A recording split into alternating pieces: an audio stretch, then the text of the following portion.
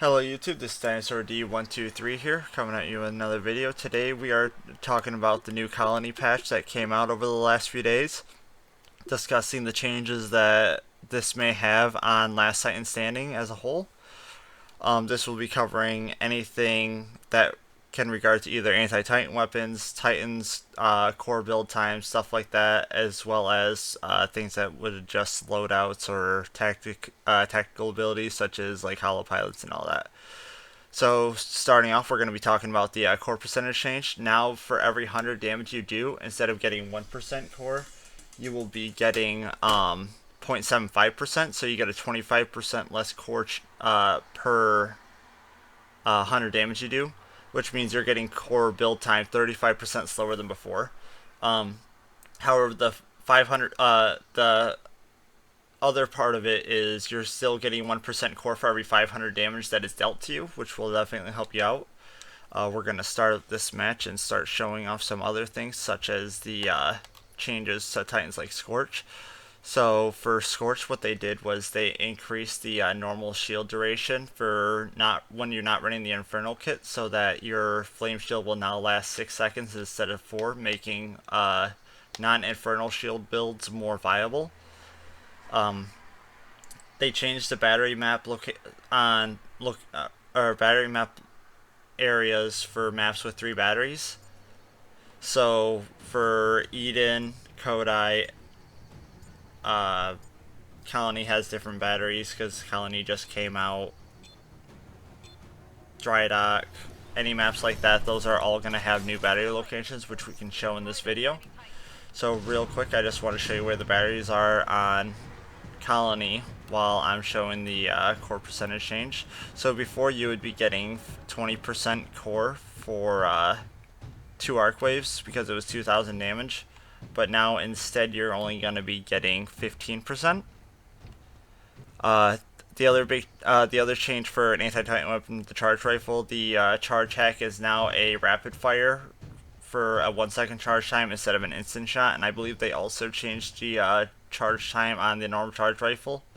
The Thunderbolt got a huge damage buff, basically doubling its damage output in comparison. Um, so I'm at 50% core right now, and after 1 arc wave, I'm going to get 57%. The second arc wave is going to put me to 65% because each one is 7.5, because that's 2,000 damage, so you're getting 15% for every 2,000, just shown right there. And here's the other battery location on this map. The other change to the LTS rotation is obviously Colony is out. You can now play Colony in LTS, which is awesome. They fixed some disembarking bugs for phased embark. I'm not sure what the exact changes are, but they said there were some issues with disembarking on different platforms, and that those changes are now fixed. Another thing is that for phase shift as well as phase dash, you no longer have a radar during phase, making them slightly less powerful. I don't think it makes a huge change, but it is a difference nonetheless. AWOL can be destroyed. AWOL has, I believe, 1,000 health, give or take. Hollow pilots are now buffed. The new core percentage change is going to make overcore much more viable, much more powerful than Turbo Engine in comparison. Because now, before 30% core was worth 3,000 damage to get without overcore, and now running overcore, you're saving yourself 4,000 damage to get that 30%. That is a huge game changer. So 1 battery was moved from over there to this back right south corner. There's the other one on top of the hill and center next to the spotlight, and the other one is down here to the far left next to the platforms where my buddy Evil is just chilling out. So they are moved to make it where each part of the map is more utilized, which will definitely help with gameplay on that map.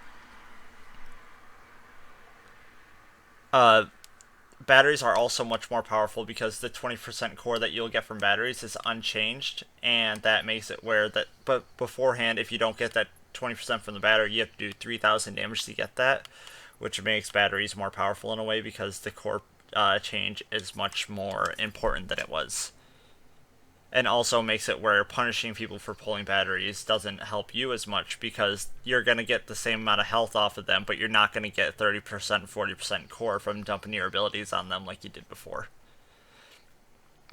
Um, this all like this also will make passive play styles much more viable because you can't be aggressive. Like for example, with Ronin, you could before you were able to do Overcore Thunderstorm, and basically in any one-on-one engagement, you could constantly push people forward and just DPS tank your way to core without ever backing off. Now you have to do multiple engagements before you can get your core, otherwise you'll run out of health from being too aggressive. They also made some slight changes to the electric smoke. It has a larger AoE radius than it did. Um, and those are the majority of the changes for LTS. Now I'm going to be talking about what I think the new metas will be for Titan kits. I believe Ion will be running Overcore 0-point Tripwire. I think that'll be the most useful. I think for Scorch, Overcore Wildfire Launcher, if you want a core build plus making your grenade launcher very powerful, you'll be able to be in mid to long range Scorch when necessary, as well as still get good damage when flanking. I think that'll really help Scorch players out. Northstar has some changes. Before, it was pretty much Overcore Viper Thrusters was the way to go. Now, because you're having to play slightly more passively, Turbo Engine Twin Tether Traps can be good because you can't be aggressive like you used to. So for those passive play styles, they're not as bad because you can't fight up close constantly like you used to. For Ronin, Overcore Highlander, still the game changer in 5v5s. If you can get by with that Highlander build, not having that second arc wave, getting your core pretty quickly, you can go on that 5 Titan killing spree with your core. Super amazing, super fun. You're going to be doing a lot of work, and you can definitely carry a team that way when needed.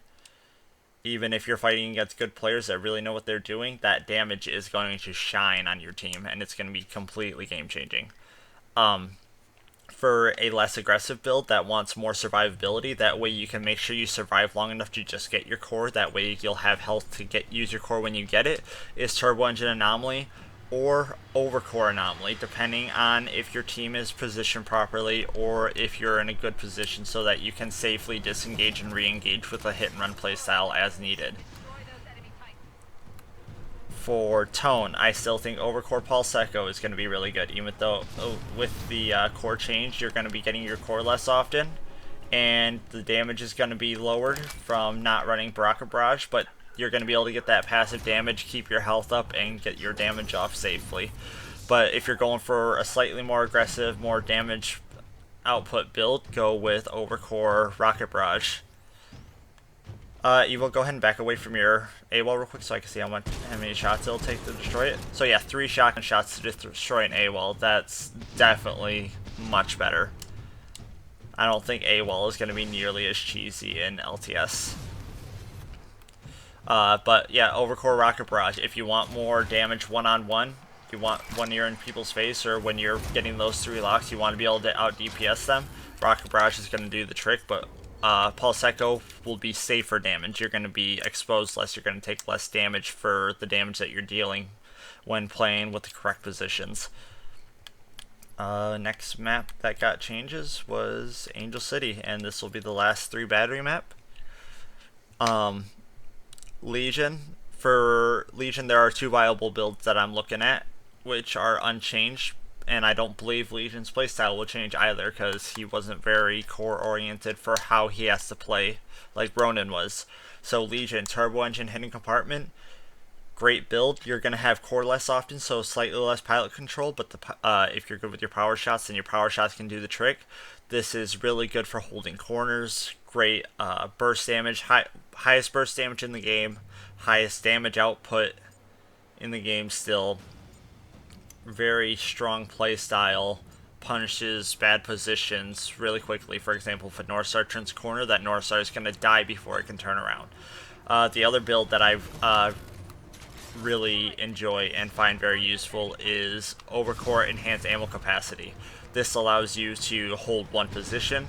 You can farm your core quickly because of the Overcore. That'll save you 4,000 damage on your next core. This is a really good battery in the field. Makes it where you can actually play in the field now. But the overcore enhanced ammo, that's going to allow you to hold down a lane by yourself. You're going to dump your whole clip, your power shot, and a second power shot before you have to reload on short range mode. And then shortly after reloading, you're going to have your core and you're going to hold that lane. So after one clip or so, you can already hold the lane by yourself with smart core for 12 seconds or so and just hold those positions as your own. They changed dice roll. Now that we're done with the Titans, we're going to be talking about a couple more things before we're done, just a couple more opinions. Dice roll is now 50% activation costs, so I don't think it's really worth using LTS. Backup battery seems to be the only way to go. I don't see a point in running anything non-backup battery. It's just too important getting those extra core percentages and health for your Titans. The Archer and the Thunderbolt seem to be the best anti-Titan weapons right now. They are just too good for multiple situations, and I don't feel like there's ever a time where unless it's a situation where you die early and you run out of ammo mid-round, other than that, it seems like there is no situation where I think I should have had a mag launcher there instead of a Thunderbolt, or I should have had a charge rifle instead of the Archer. They're just too powerful in comparison right now. And the last change that we're going to talk about real quick, rather briefly, is slight change to the rodeo system. Beforehand, when you rodeo a Titan, after rodeoing them, it will give you a orange or green battery symbol over their head. So if you can, real quick, go ahead and rodeo me, Evil. So what happens is they would take your battery, and then if they're not running phase shift or cloak, it would put that symbol above their head even when you can't see them, so that you can track them down and kill the pilot easier. That is no longer the case. They rodeo you, they take your battery, and you have to see them on your screen to know where they are. It's not going to tell you anymore. So this gives pilots a better chance of surviving. So I have no idea where he is right now, unless I can find him on screen. It's not going to say, hey, here's a symbol, kill me. So that symbol's gone, giving pilots a better reason to rodeo, because it's not like, oh, I'm going to rodeo and now I'm going to die. So it makes stim pilots much more safe than phase pilots. And lastly, the final change is that you can have up to 3 draws per game in LTS, and after that the game's over. So if you got a draw beforehand, it would still be best of 5, so the max you can get is 2-2 and the game would end in a draw. Now that's not the case. You can have 3 draws in case of those games where those rounds that end in draws won't make the game end without actually finishing. So that's the last of the changes. Hopefully you guys enjoyed the video. If you guys have any questions, feel free to leave them in the comments section. I think I covered everything. I will see you in my next video. Thanks so much for stopping by. See ya. Please like, share, and subscribe.